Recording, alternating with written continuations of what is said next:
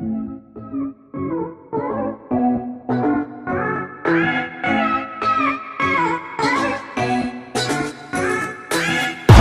by Hazard! Oh, that is absolutely phenomenal!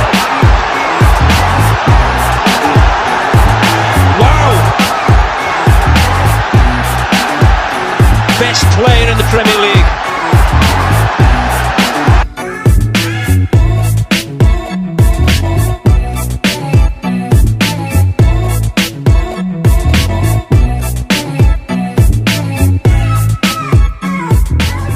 Welcome back to Take Game. We're here coming at you with the Europa League final between Arsenal and Chelsea. We'll be listing both lines, which we predict are the starting 11 from either side, starting off with Arsenal here. Yep. This was the most effective formation in line for Arsenal this season, no Pretty doubt. much, yeah, the EPL and the Europa League. Yep. So without a doubt, this was easier to pick between Chelsea, and I have to say, this could cause Chelsea a lot of problems. And you're the Chelsea fan, so before I even get into everybody's roles here, what worries you the most out of this line? I would say, obviously, Lacazette and Aubameyang. Maitland-Niles, I know he can, going forward, he has some stuff. Crosses, yeah. Apart from that, I'm not really too worried. I'm not even worried about Ozil. Because his work rate's very low. Oh, yeah. And when we touch upon Chelsea's lineup, I'll tell you why Ozil. If Ramsey was here, I think Arsenal for sure would win. He's blessed in finals. Because for finals, Ramsey has been awesome. And also another notable, I think if they would have had Mkhitaryan here, it would have been better than Ozil. But obviously, because Azerbaijan and Armenia, the conflicts going on there, they pretty much said that UEFA said that we can't guarantee your safety in the country. They pretty much said that they probably won't even let him into the country. So the Arsenal kind of just decided to tell Mkhitaryan, like, you just got to stay back. And the government said that they would try their best to assure safety, but Mkhitaryan said, no, it's not enough, because if I can't even bring my friends or family to come spectate a final, which we know, some Arsenal fans are questioning, would Mkhitaryan be useful because he didn't end the season that strong? No, he would, because in this position. Not only that, don't forget, he's been in the Europa League final before, has won it, and he scored in that match. Yeah, with Man United. So there's no reason he couldn't have come in off the bench on the final. But I think he gives more for Ozil, and I'll tell you why after. Absolutely. But no, the thing is too, like it's kind of weird that if UEFA knew that there's conflict in this country, that potentially a player from this thing, why would they give it to them? Corrupt. Because obviously it is. There's money involved. What I'm saying is that if you know this in advance, that potentially if a player from certain countries is playing for one of these two teams, won't be able to go, why would you hold it in a country like that? Honestly, you want everyone, if they're professional players, they want them to go to their final, right? They don't miss out on that, so. We've seen this before, right? FIFA would go to this is just the Europa League, right? But look at FIFA as a whole and how much they've gotten, allegations against their corruption of being a non-profit organization, saying, hey, we're going to have the World Cup at 2022 in Qatar. But that's FIFA. That's FIFA, but UEFA is still a confederation under FIFA, right? It's still associated, right? Yeah, still. So as long as there are higher-ups who, some people are saying they're predicting that someone submitted a bribe to get, because it does help the country, their tourism, pretty much it's their platform for this competition to showcase the country for the beauty that it is. And it's a remarkable country, the land of fires. There's no disrespect to Azerbaijan, but this should have not been it's a beautiful country, beautiful place. They have the Formula 1 race there. Absolutely. But it shouldn't have been hosted if you have some sort of conflict with nations, political turmoil, like that kind of stuff, where a person from another country that you have conflict won't be able to come and feel safe and play in the final, then they should have just boycotted the tournament, the final, and moved it to Wembley or something. It could have been Paris. It could have been Munich. It could have been a very neutral ground. But I understand UEFA's always trying to kind of go to these places and expand, to kind of open up their ideas about diversity and everything, and giving them the opportunity to showcase what their country and what their cities look like, But this situation, you have Armenians competing. What are you going to do in a final where a significant player, Mkhitaryan's the most important face of sports in Armenia. He's the most popular athlete. And he could have contributed something to this game. If Arsenal end up losing this game, there will be But pundits. people are also saying that because Armenia is a pretty small country, that like that was the reason why it's kind of like not as big of a story. Because like if it was something like a country had something against Germany, absolutely, they would probably not even have Russia, because sometimes Russian higher ups have said they didn't want too many English hooligans coming to the competitions. Let's just say that it's not relevant now, but in Moscow or something. Yeah. Let's say they didn't want any English players competing. No way would that tournament stand. Yeah, no way. No way, because no way. Yeah, like the amount of significant like English players that are competing, they wouldn't do that. Done it. Same thing with German, same thing with French, same thing with all those. But obviously, I guess maybe because Armenia is a smaller country, they kind of absolutely did that. But let's get to the let's formation. Get back to this. Yeah, so 3-4-1-2 is that what you? 3-4-1-2. It's the most best formation for more Arsenal. Balanced, Yeah, to accentuate where their skills lie the most. They're able to get both their top strikers on the forefront with pretty much their only cam left, Ozil, because Ramsey's gone. I know you mentioned Mkhitaryan, he's not relevant here. We got two of the best CMs on the team tandem here together. One's a destroyer, one's a deep line a lot playmaker. of energy. One is deep line playmaker. Yeah. I know you don't rate him too much, but he's had a good season. He's had a better season, yes. Yeah, and I do. He still has the mistakes in him where he gives cost of the ball. Absolutely. Pass. Then we look at Kolasinac gives a lot going forward. It's not the greatest defending. Yeah. I haven't been as impressed with him. Maitland-Niles, he's very young, so in the final. Improved. It could be difficult, but we're going to touch that more on the Chelsea side. It's not even originally his position, and he's improved so much now that Bellerin's been out. Like Socrates, Koscielny, that's a good partnership there. Nacho, he's been weak. He's been a bit up and down. But they need a new center back, right? Rob Holding's injured. Yeah. You're not going to put Mavropanos in the final. He has But a big question mark, Cech. Yeah. So we all know that Cech has been presumably offered a position as sporting director at Chelsea. Following this match. Yep. His last match ever as a player against Chelsea. What a funny ending this is against his previous club. Yeah. And some fans are skeptical that should Cech go on goal because he's essentially going to be at Chelsea after this. And because Leno has pretty much for the whole season been the better keeper overall. Yeah, better distribution than Cech. Obviously, because Cech is not really that great with his feet. Yeah. I know the way Arsenal plays now, they like using the keeper to that option. But he has been good for Europa League. But he has also, and Unai Emery has promised him to play in the Europa League, in the final, that same thing. So it still could go either way, but we're saying Cech. Yeah, I think Cech. I think we're going to Cech. He's professional. He's not going to let any of his previous ties with Chelsea or future interfere with this game. We have confidence he'll be fine. I think Lacazette and Aubameyang, they can hurt David Luiz and Christensen. I think those two will be the center backs. Yeah, because Rudiger's not there, so that's a big loss. So Aspilicueta's on the right. I think Lacazette, Aubameyang, their pace, they can cause some trouble in that defense. And that does worry Chelsea fans for sure. Yeah. But let's think of Ozil for a second, because I know you were talking about the work rate.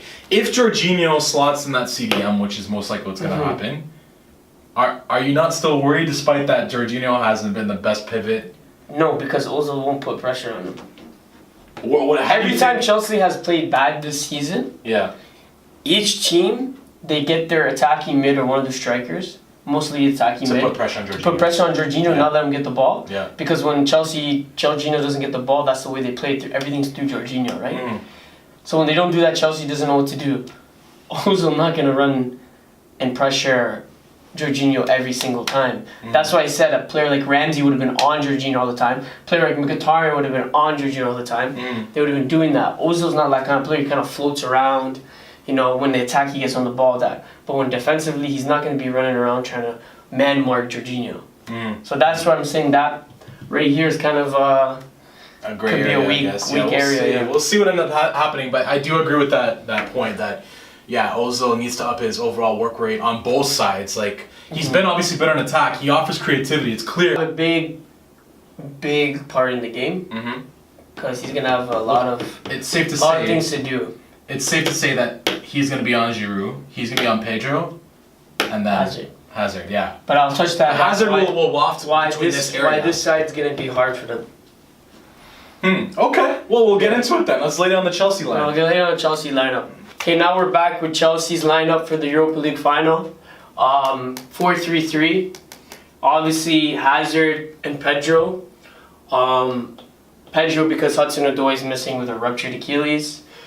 Giroud over Higuain because Giroud has been pretty much a striker for the whole Europa League. Top goal scorer in the Europa League. Yeah. Jorginho, Sarri's best friend, obviously. Conte is 50-50, we don't know yet. He injured himself in training the other day. And if it's not him, and if it's not him, then it's going to be Barkley. Yeah. Because Loftus-Cheek ruptured Achilles too. Yeah. And then obviously Kovacic is in there. It's last game, eh? He's at end of yeah, last game probably. Yeah. Emerson because having Alonso in there, him going forward, we need defense because this guy's very vulnerable. Yeah, David Luiz. It's a shame you don't have Christensen's in because Rudiger is injured also. He tore his ACL.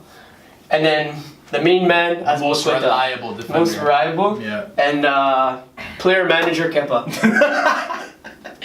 I swear, I'm actually expecting him to not come off even if he does get subbed up this time again. But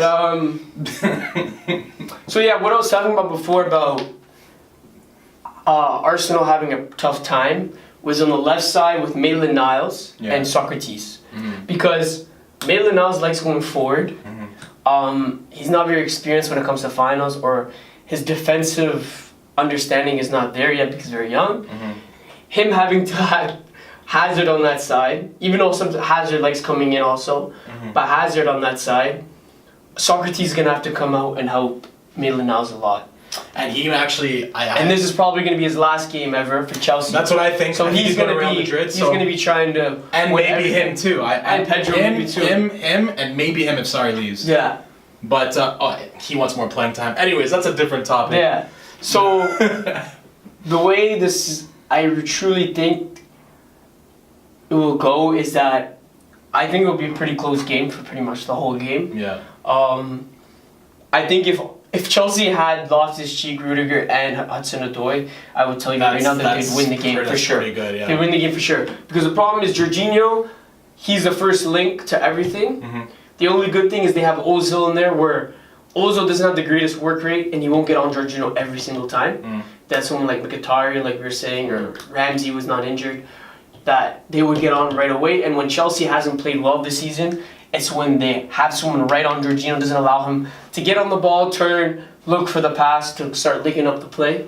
Another thing that is not good that Loftus-Cheek is injured is Kovacic is not really someone who powers. He doesn't take the ball and starts powering forward. He's more similar to Jorginho, where he gets the ball, passes back, sideways passes, doesn't really try to make something happen, you know? Yeah. Conte, we already know that he should be here, but it's too late. This is how Conte cleans everything up. Yeah. If he doesn't play and Barkley's in that position, yeah, that's pretty bad. That's a pretty bad midfield. I used to love Barkley, but I have to say he's kind of lost his touch in the midfield. Pedro is in over Willian because of his energy that he gives. And in Europa, he's been better. He's very energetic and will run up and down, and especially going forward, he'll give us a lot. Giroud has been very clinical this Europa League. Over 10 goals. Over 10 goals, so he has to be in there. Mm-hmm. Azpilicueta, captain. Reliable. And he's got a point to prove. Christensen is very good. This guy can help. No, Christensen is very good, but the only problem, Rudiger was a leader in this defense. Well, now he is. He's going to help bring the ball forward. He doesn't speak a lot, though. He gets very isolated, right? Because he always moves up too much. Yeah, he gets out of position a lot. Follow the guy. That's why we need Emerson here, because Emerson's more defensive-minded than Alonso. If Alonso's in here, then this whole side with Hazard, because Hazard doesn't come back as much, so then this whole side is like ruined. Mm-hmm. So you have to really have Emerson here, and he's pretty good going forward too. Yeah, no, I think he's a proper full left back compared to any other choice from Alonso. It's going to be his last game. He's going to go so hard. It also is that I think it all comes down to Hazard how he plays. He's going to take Socrates and he's going to lead him. He's going to, you know how he wafts in right behind the striker, right? Almost kind of moves in, but he's going to free roam. That's free roam, but he's going to make sure he can distract the center backs, Socrates and Koscielny, to come towards him, so then he's allowed more space to waft in, because he's not the quickest, right? Yeah. So he makes up for that, and his hold of play is going to be crucial. And another thing that will be lacking with not Hazard but Pedro when you had Hudson-Odoi Hudson-Odoi is a very direct winger. Yeah, he charges. He likes getting all the way to the line. Yeah. And what he usually does is he's very direct. He attacks and he whips a ball in, which Giroud really likes because he's so good in the air at heading the ball.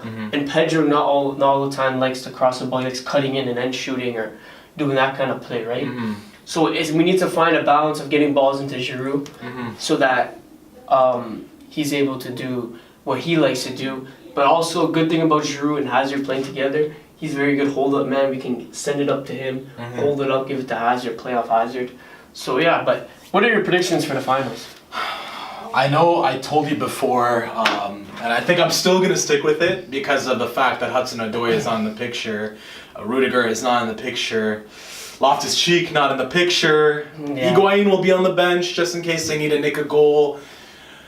I do suspect Arsenal will edge, and I'll tell you what worries me about this lineup as to why I feel that way. Yeah. Because honestly, if this was the final and everybody was healthy, probably wouldn't have done this, but I would have won Christensen and Rudiger to be in the back. That's just me. Yeah. Because Arsenal, if I'm an Arsenal fan, I'm going to look at these two, and I'm going to do my very best to give pressure and nullify anything, because he likes to carry the ball out. And he likes his main guy to pass to is him being the pivot, so he can further distribute, right? Yeah.